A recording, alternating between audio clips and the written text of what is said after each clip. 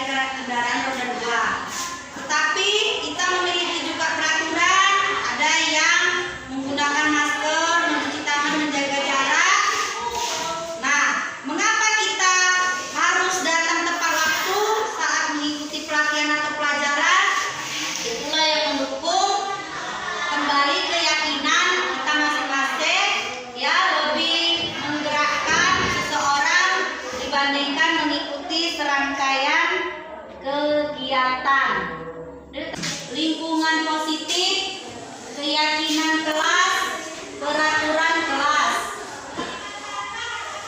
Yang mana merupakan keyakinan kelas? Nah, coba. Nah, ini ada keyakinan kelas, ada kesepakatan kelas, datang tepat waktu, mengucapkan salam, menjaga kebersihan sekolah, berdoa sebelum dan sesudah kegiatan, aktif dalam pembelajaran, tertib. Nah, ada juga di sini kami guru dan murid yang saling menyayangi, kami murid yang semangat belajar, kami murid yang peduli dengan teman-teman. Nah, kegiatan pendalaman keyakinan kelas, nanti ini ada kelas, satu kesepakatan kelas.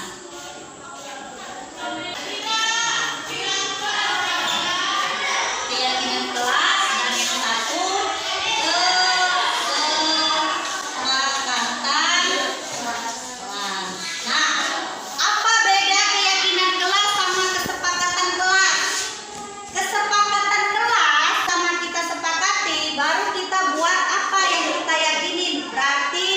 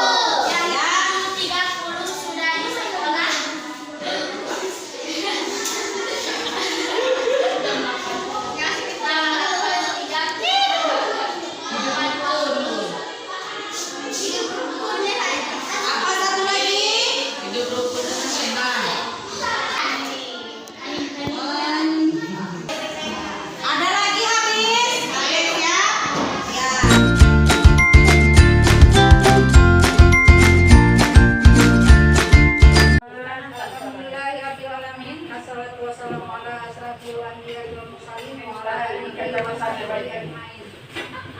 Pertama-tama sekali marilah kita memanjatkan puji syukur kehadirat Allah Subhanahu wa taala yang mana pada hari ini kita masih diberikan sisa umur, sudah kesempatan kepada kita sehingga kita dari dengan salam tidak lupa kita persilakan penghargaan lingkungan alam Nabi besar Muhammad Shallallahu Alaihi Wasallam yang telah bersusah payah menarik umatnya dari alam kejahiliaan menuju alam yang penuh peradaban seperti yang kita rasakan pada saat sekarang ini.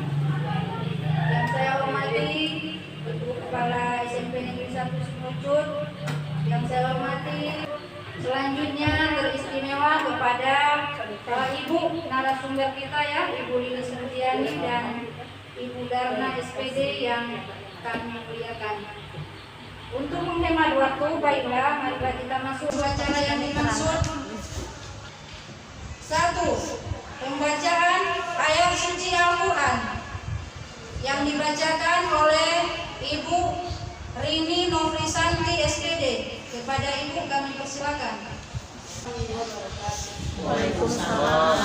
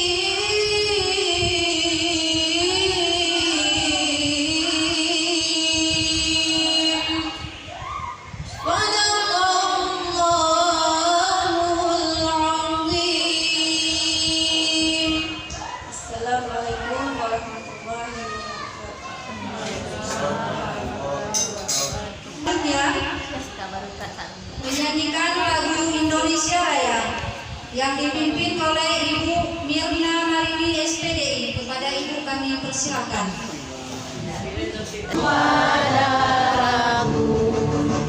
Di sana aku berdiri jadi pandu hidupku. Indonesia bangsaku, bangsa dan tanah airku. Marilah kita berseru, Indonesia bersatu. Hiduplah tanahku, hiduplah negeriku, bangsaku, rakyatku semuanya. Bangunlah jiwanya, bangunlah badannya untuk Indonesia Raya. Indonesia Raya, merdeka, merdeka, tanahku, negeriku yang ku cinta. Indonesia Raya, merdeka, merdeka, hiduplah Indonesia Raya. Indonesia Raya, merdeka, merdeka, tanahku, negeriku yang ku cinta. Indonesia Raya, merdeka, merdeka, hiduplah Indonesia Raya. Acara selanjutnya, kata-kata sambutan yang disampaikan oleh Ibu Kepala Sekolah SMP Negeri 1 Semucut. Kepada Ibu kami persilakan dengan segala hormat.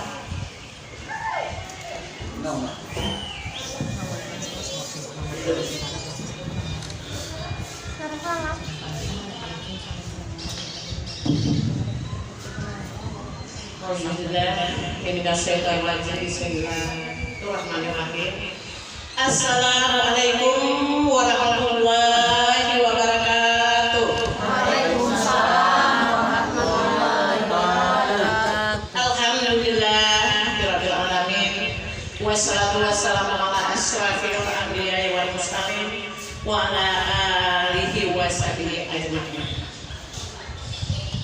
Bapak Wakil Kepala Sekolah SMP 1 Simelucut yang kami hormati, angkatan 7 modul 1 4 budaya positif SMP 1 Simelucut, dan tidak lupa acara mereka yaitu acara aksi nyata yang akan kita laksanakan di SMP 1 Simelucut ini. Maka kepada Bapak dan Ibu atas langkah dan kehadirannya yang telah bersedia hadir hari ini, saya sebagai kepala sekolah mengucapkan terima kasih banyak. Kiranya pada pelaksanaan ini dapat kita ikuti dengan baik, dapat kita hadiri dengan baik, dan dapat kita mengerti, memahami apa tujuan daripada kegiatan ini. Nanti akan disampaikan oleh ibu guru kita, tutorial kita, yaitu Ibu Lilis Budiani dan SPD, menerapkan keyakinan yang sudah dibuat bersama, menumbuhkan karakter yang sesuai dengan profil pelajar Pancasila, mendorong semua guru untuk ikut berperan dalam menumbuh kembangkan budaya positif yang ada di sekolah kita masing-masing. Jadi pelaksanaan itu nanti bukan di sekolah kita saja, di seluruh Indonesia, tingkat pendidikannya baik TK, SD, SMP, yang dapat saya sampaikan. Terima kasih atas perhatiannya. Acara selanjutnya penjelasan materi 2 oleh Budiani SPD. Kepada Ibu kami persilakan dengan hormat.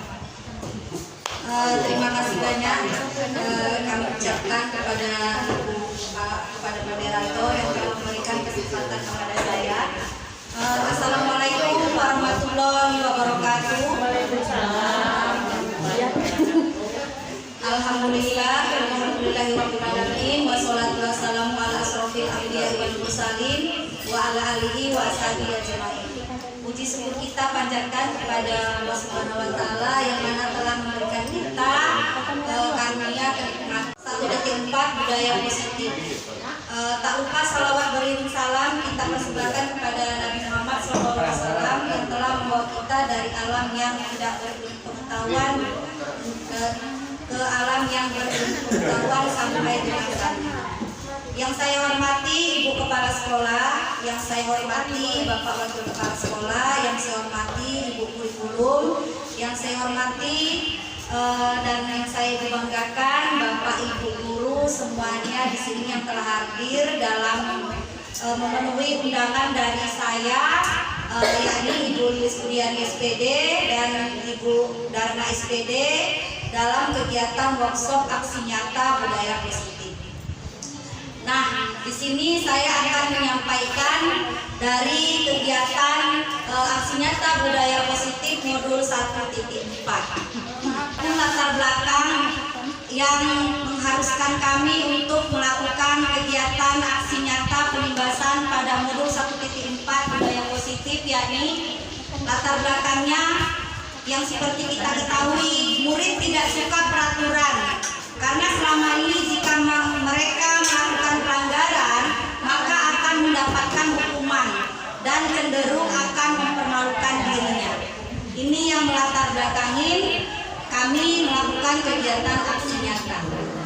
Nah, sejalan dengan filosofis pemikiran Ki Hajar Dewantara, pendidikan yang berpihak pada murid merupakan tujuan utama dalam proses pembelajaran. Mewujudkan peserta didik yang berkarakter profil pelajar Pancasila melalui pembiasaan yang berulang menjadi budaya positif. Artinya, ya, apapun kegiatan yang kita lakukan untuk anak-anak dalam pengarahannya seperti yang sudah disampaikan oleh Ibu Darna tadi, ya, itu akan dilakukan menjadi budaya positif karena sudah kita lakukan pembiasaan. Nah, untuk itu budaya positif adalah salah satunya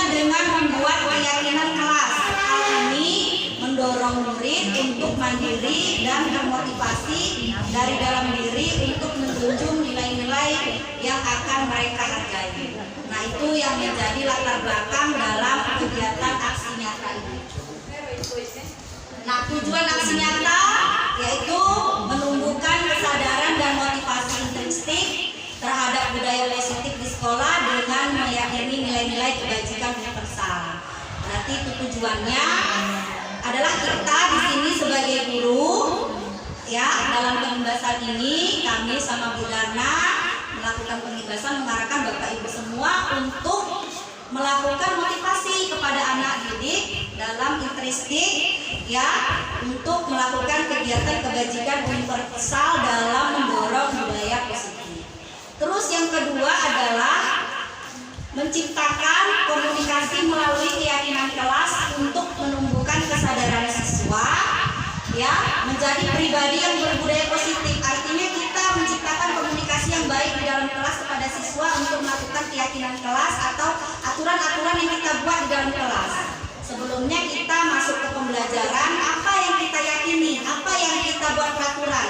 Misalnya kita masuk ke dalam kelas, kita buat berarti jangan ada yang keluar masuk. Atau misalnya kalau mau keluar masuk permisi dahulu, jangan ada yang misalnya keluar mau ambil pulpen atau gimana. Itu kita buat keyakinan kelas pada mereka. Atau jangan datang terlambat, atau misalnya mengerjakan PR seperti itu.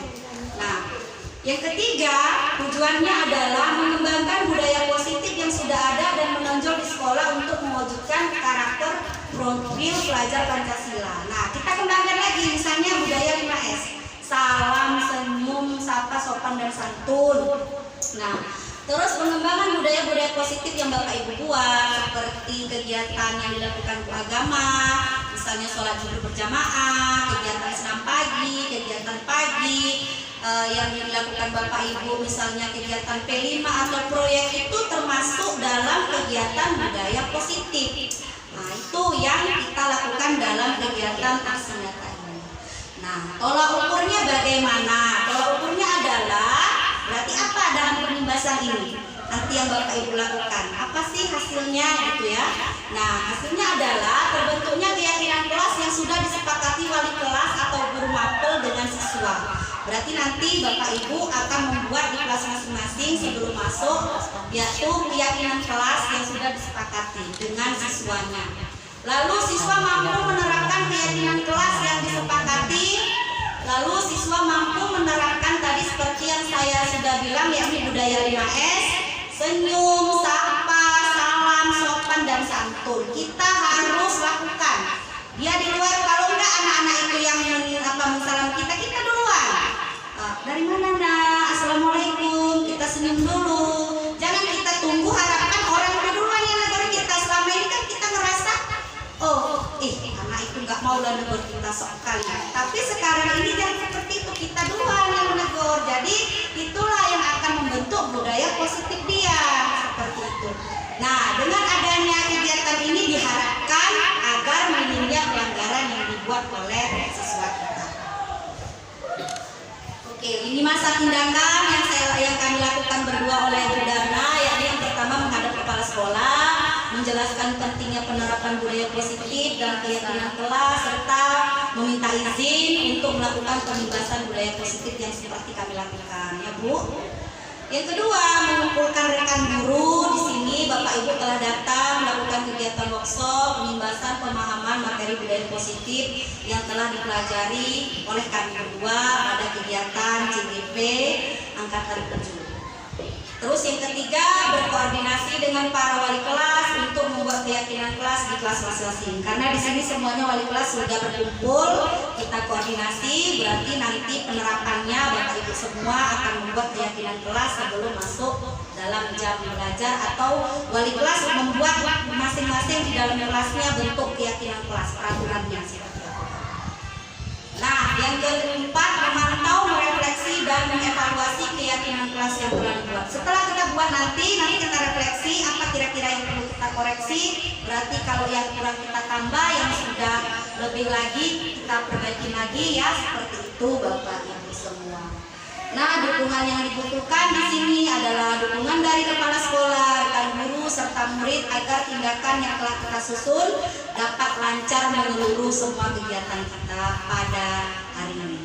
Yang kedua adalah sarana prasarana untuk menumbuhkan budaya positif di sekolah. Yang ketiga adalah dukungan dari orang tua untuk menumbuhkan budaya positifnya di rumah. Berarti selain di sekolah, dia juga di rumah harus menumbuhkan budaya positifnya di rumahnya. Seperti misalnya pergi sekolah, dia salam dulu orang tuanya. Kita tanya, tadi pagi anak-anak udah salam dulu kak orang tuanya? Kira-kira udah bilang assalamualaikum enggak? Sudah disapa enggak? Seperti itu ya. Jadi nanti setiap hari kalau bisa kita buat seperti itu ya, pembiasaannya. Akhirnya lama-lama menjadi biasa. Seperti itu ya Bapak Ibu. Nah, di sini saya akan meneruskan lagi tadi tentang kebutuhan dasar manusia dan dunia berkualitas. Jadi kebutuhan dasar manusia ini ada 4, Bapak Ibu ya, yakni ada kasih sayang dan rasa diterima atau belonging, gitu ya Bu Bani ya, bahasa Inggris ya. Terus ada penguasaan atau power, ada 5 ya, bukan 4 maaf. Ada survival atau bertahan hidup, ada fun atau kesenangan, ada freedom atau kebebasan. Nah, kebutuhan dasar manusia ini bukan hanya siswa kita saja. Kita juga sebagai guru, ada kalanya kita bosan tiap hari kita mengajar, melihat siswa kita seperti itu. Ada kalanya kita hari ini, udahlah kita izin aja nggak masuk. Ya alasan gimana? Karena kita jenuh. Nah, dari kelima dasar kebutuhan manusia ini mungkin ada kekurangannya, sama seperti dengan murid kita. Misalnya Adirum Sahril, dia itu orangnya suka keluar masuk. Nah, dia kira-kira apa kebutuhan dasar yang dia kurang? Mungkin dia kurang kasih sayang di rumah sama mamanya. Ya, seperti itu. Atau misalnya ada siswa kita lagi yang lain, dia misalnya kebutuhan bertahan hidup karena mungkin di rumahnya tidak ada, misalnya orang tuanya ekonomi kurang mampu, jadi nggak punya pulpen, akhirnya mengambil pulpen kawan.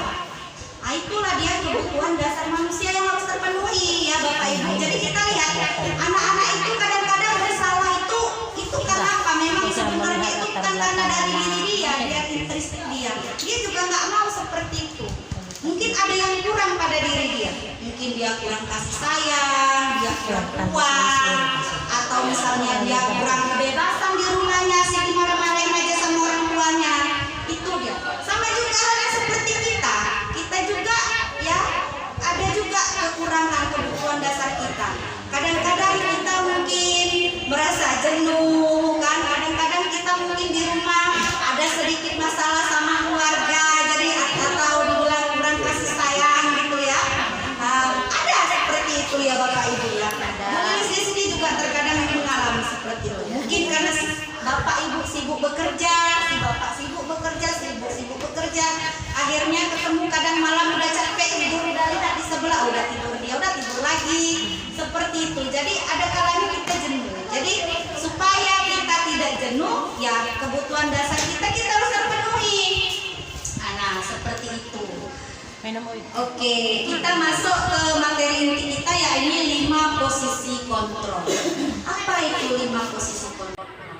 Nah, di sini 5 posisi kontrol bagi seorang guru ya, ada 5. Yang pertama, guru itu ada yang sebagai penghukum, ada guru sebagai pemantau, ada guru sebagai pembuat merasa bersalah, ada guru sebagai teman, dan ada guru sebagai manajer. Ya, mungkin saya tadi salahnya, penghukum, pembuat merasa bersalah, teman, pemantau, dan manajer. Ini guru, ada guru seperti itu sifatnya ya, sifatnya guru ada yang seperti itu.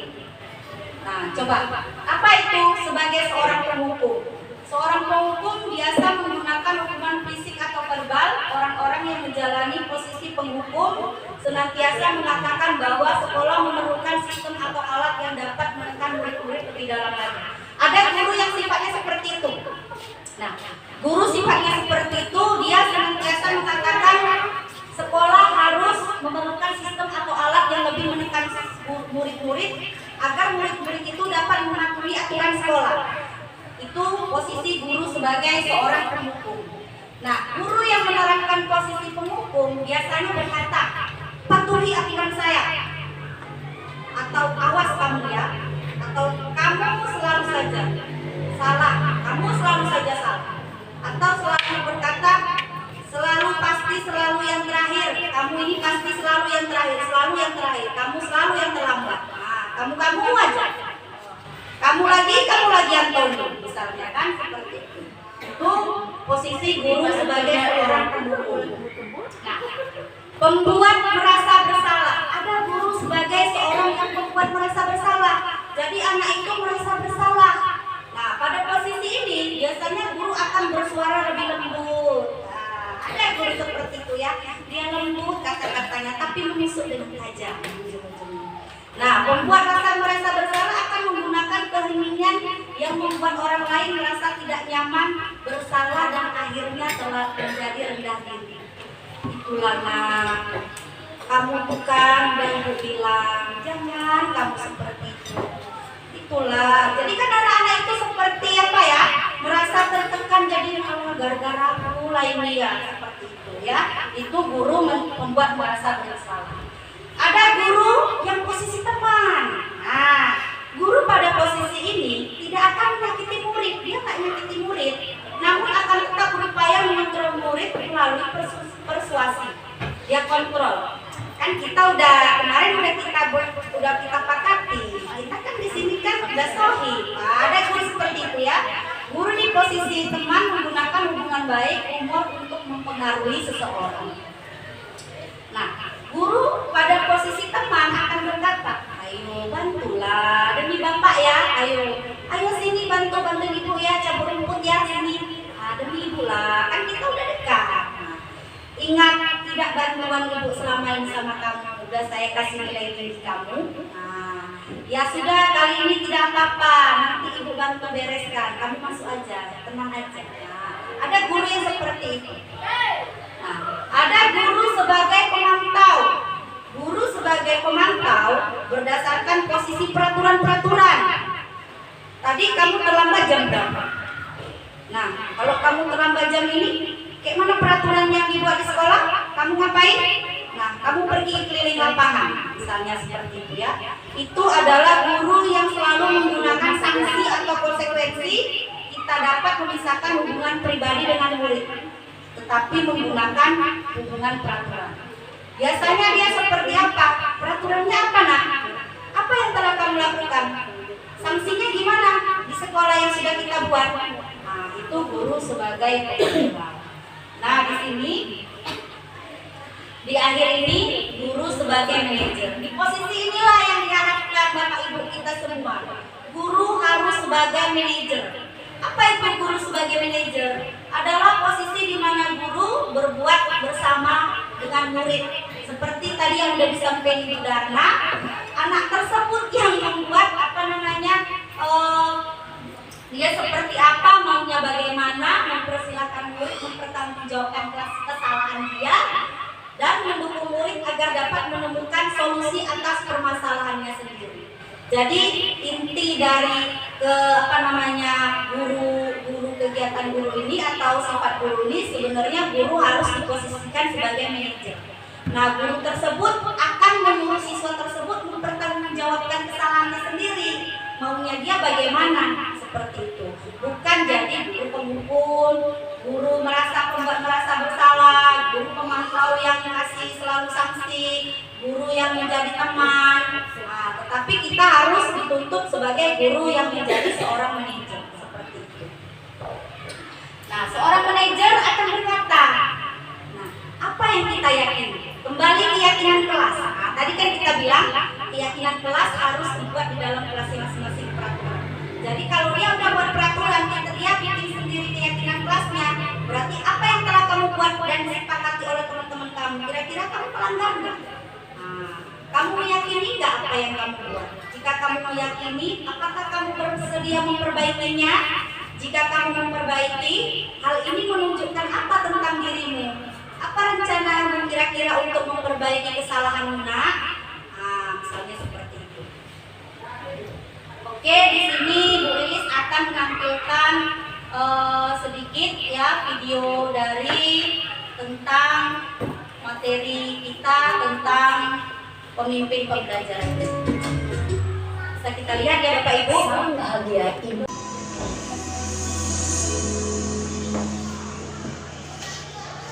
Lima posisi kontrol itu adalah: 1. Posisi penghukum. 2. Posisi pembuat merasa bersalah. 3. Posisi tenang. 4. Posisi pemantau atau monitor. Dan 5. Posisi manajer. Untuk lebih memahami kelima posisi tersebut, mari kita saksikan kasus Naren yang terlambat hadir 20 menit di sekolah dan melihat bagaimana kelima posisi kontrol dalam menghadapi masalah tersebut.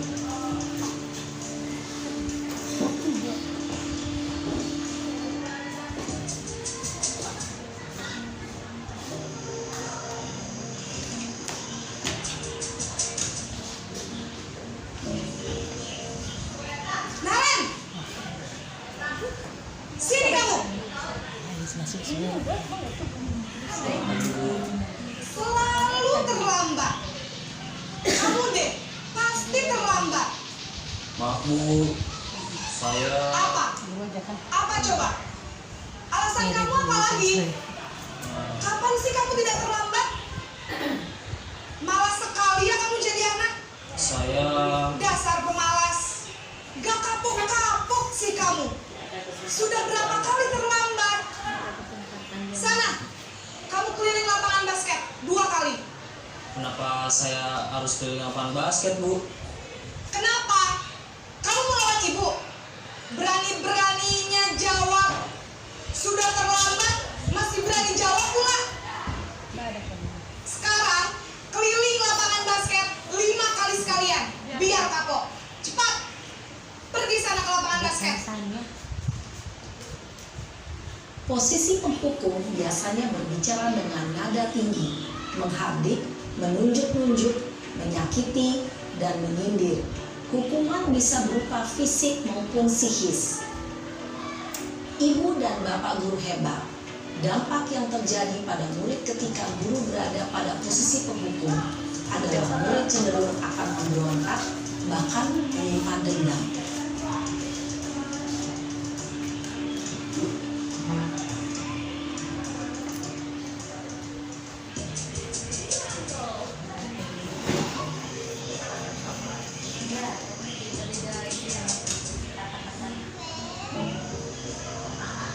Naren,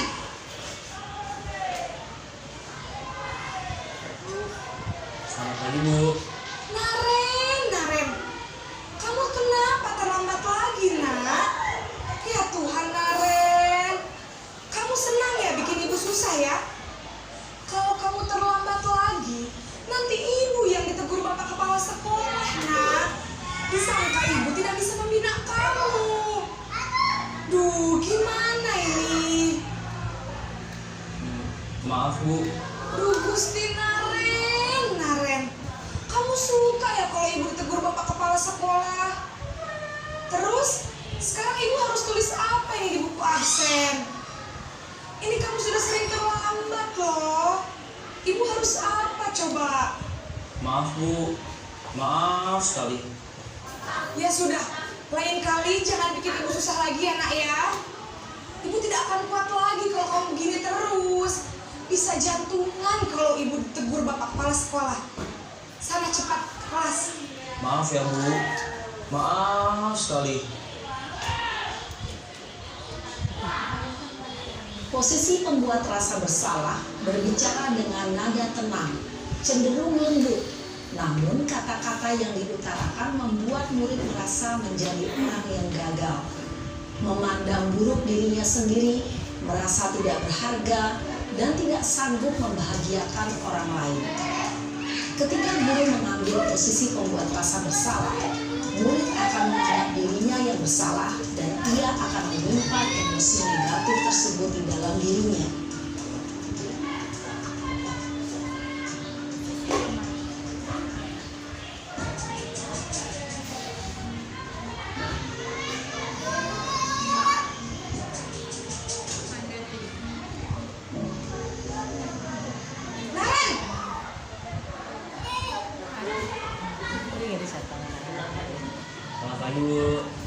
Wah, sudah jam berapa ini nak?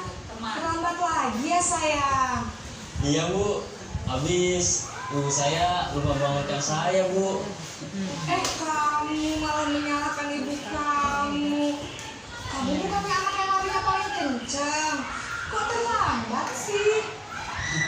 Iya Bu, saya memang terlambat bangun tadi. Jadi biarpun saya lari kencang, tetap gak kekejar Bu. Ya sudah sana. Nanti lain kali larinya lebih kencang lagi ya. Biar gak terlambat lagi. Bikin seneng ibu. Demi ibu. Bisa kan? Bisa lah Bu. Ya sudah sana masuk kelas. Ibu beresin urusan absen kamu. Kamu ini ada-ada saja. Dalam posisi teman, guru berbicara dengan nada suara ramah, akrab, cenderung bersendal gurau untuk menjaga suasana tetap santai. Murid akan merasa senang, aman, dan akrab dengan guru. Identitas yang tercipta adalah identitas sukses atau berhasil. Namun, perlu diingat, karena ini masih berhubungan eksternal, maka ada faktor ketergantungan dari murid kepada orang tertentu. Di sini, guru absennya, sehingga di lain waktu, murid bisa berperilaku baik, namun hanya kepada orang-orang tertentu saja.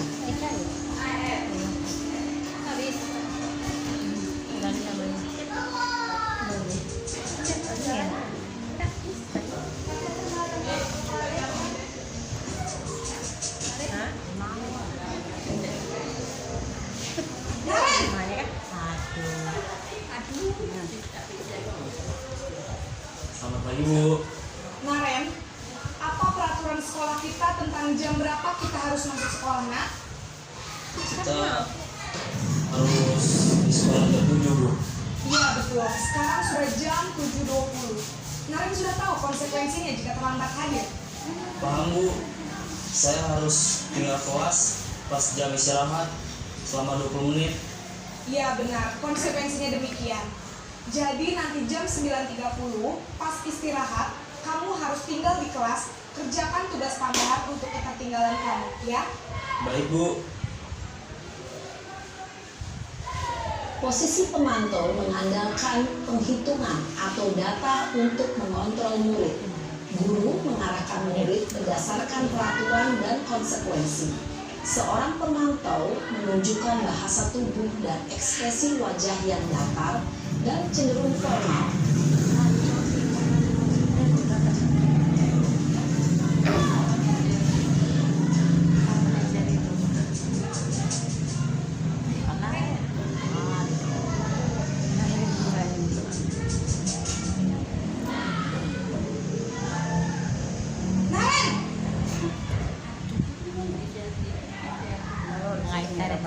Selamat pagi Bu.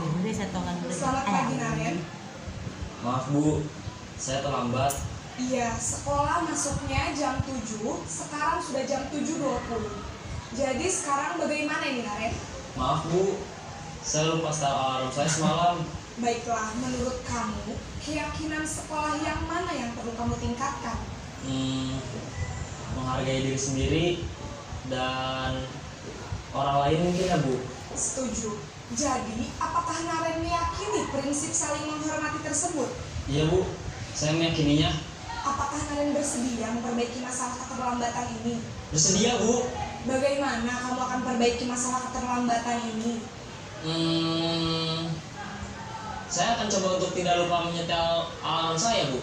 Baik, kalau Naren lupa menyetel alarm di rumah, ada orang yang kira-kira bisa bantu mengingatkan tidak? Ada Bu, kakak saya, Kak Emma. Ada lagi selain Kak Emma? Selain Kak Emma, ada ibu saya. Baik, jadi yang mengingatkan Naren adalah Kak Emma dan ibu kamu ya? Kira-kira akan mulai setel alarm kapan nih, Naren? Setelah pulang sekolah, akan segera saya lakukan. Baik, jadi Naren akan setel alarm untuk bangun besok pagi dan akan diingatkan oleh kakak dan ibunda Naren ya. Ada lagi yang mungkin perlu dilakukan, Naren, agar tidak terlambat bangun lagi? Tidak ada Bu. Baik, Naren, terima kasih untuk kerjasama kamu. Sekarang kamu perlu kembali ke kelas untuk belajar. Baik Bu, terima kasih.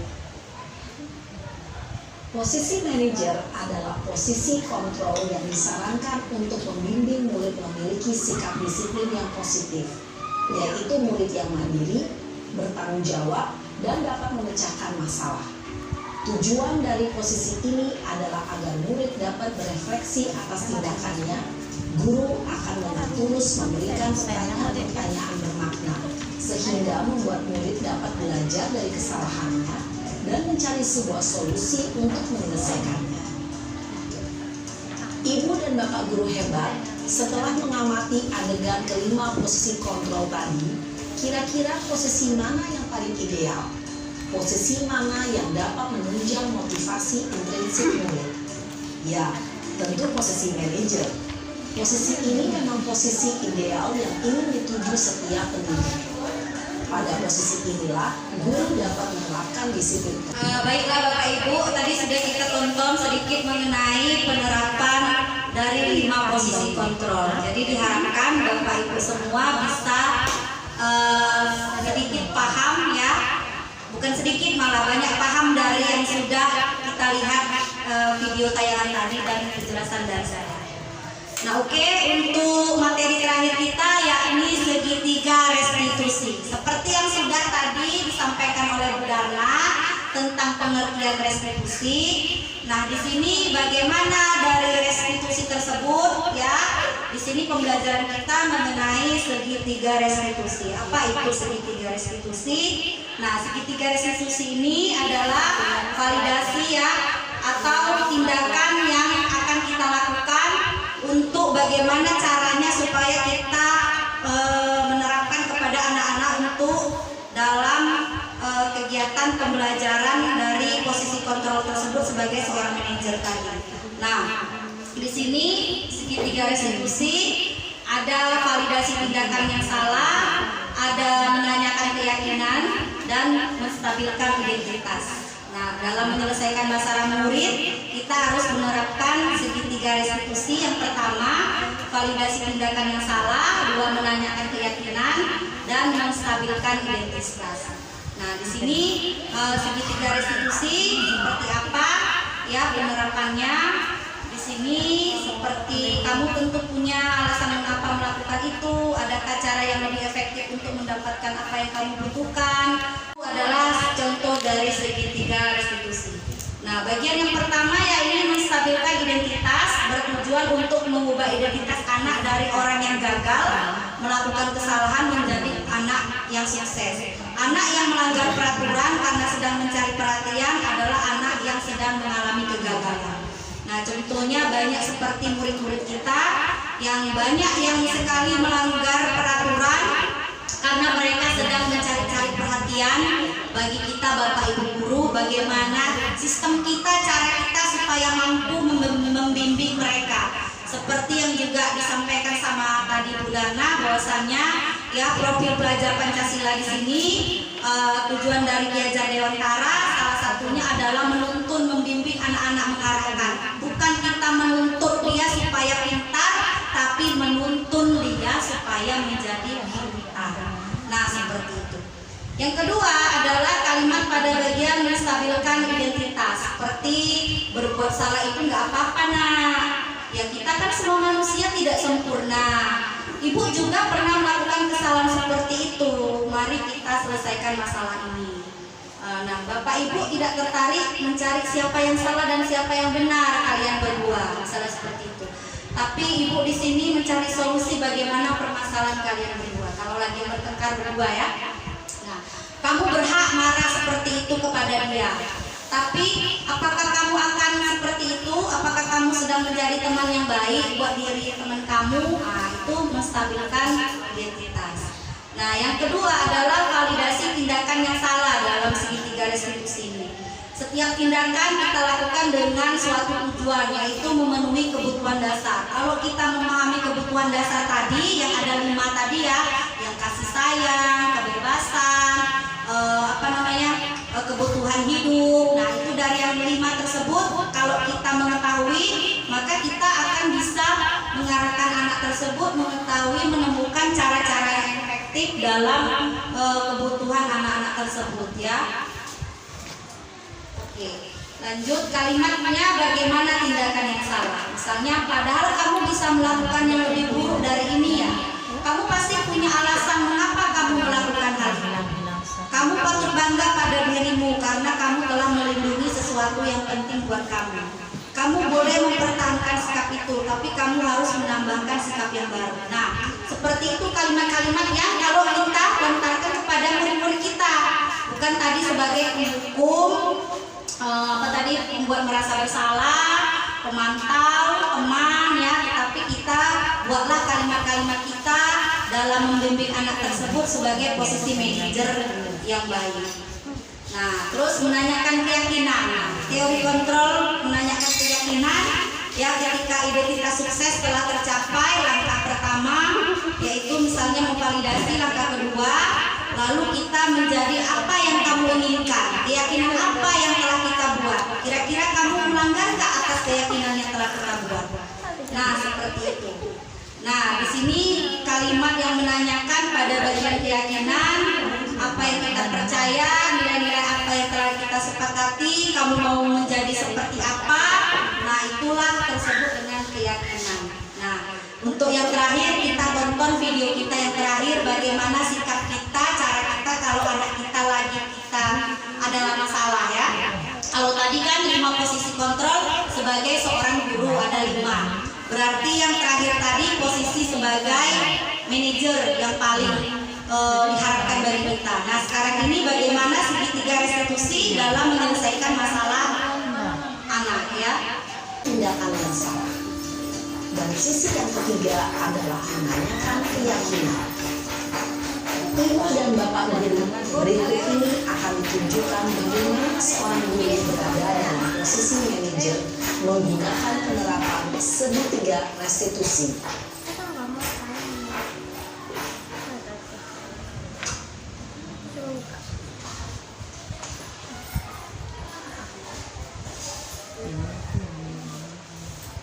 Siang Sarah. Siang Pak. Sudah lama nggak ketemu Sarah. Kenapa hari ini ada di sini? Kesel Pak, kesel banget.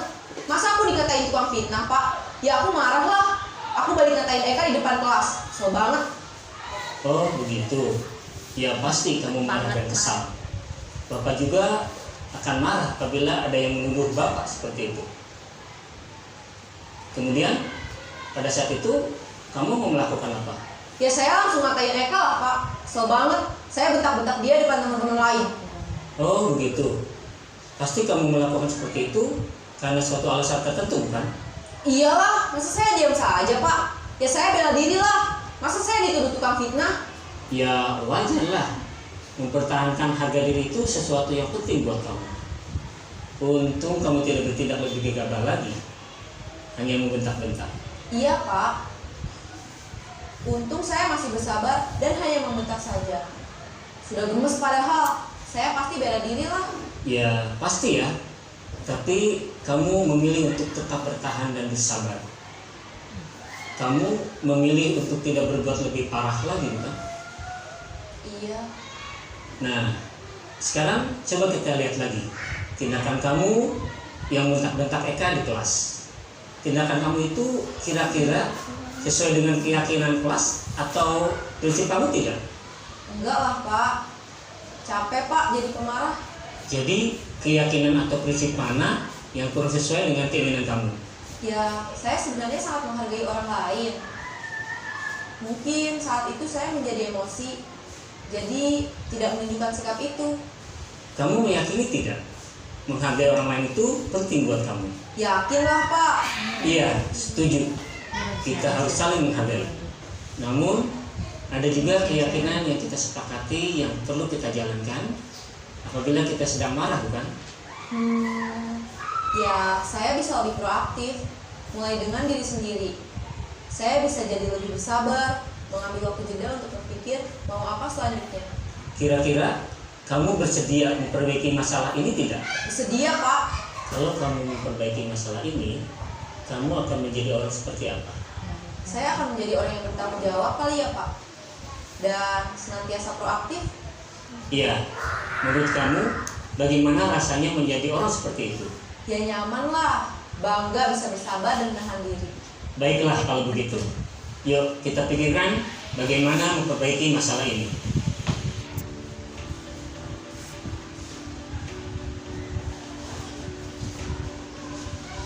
Ibu dan Bapak guru hebat. Baru saja kita menyaksikan contoh bagaimana seorang guru berada dalam posisi manajer menggunakan penerapan segitiga restitusi.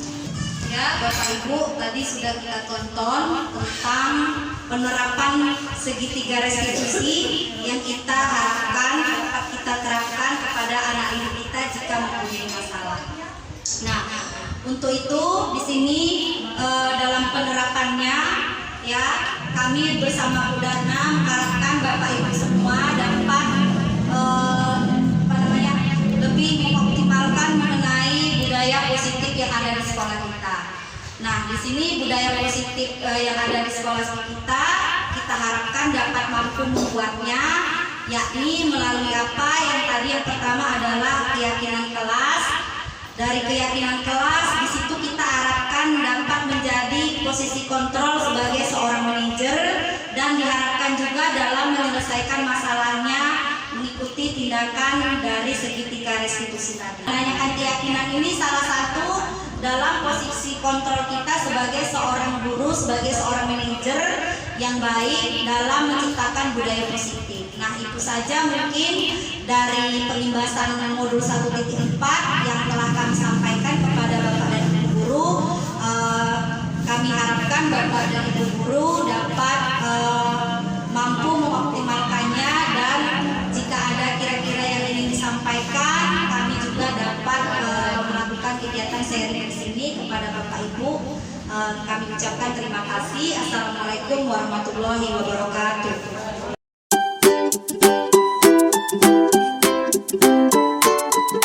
Assalamualaikum warahmatullahi wabarakatuh.